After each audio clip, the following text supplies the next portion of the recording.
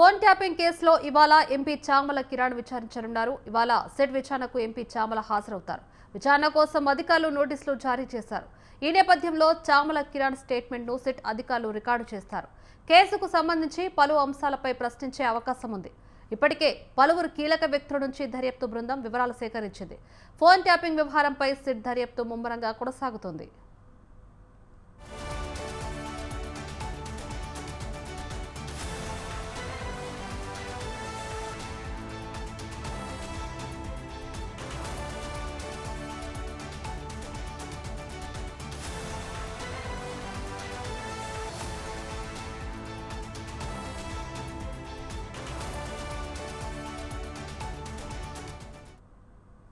Phone tapping కేసులో ఇవాళ MP Chamala Kiran ను విచారించనున్నారు. ఇవాళ సెట్ విచారణకు ఎంపీ చామల హాజరవుతారు.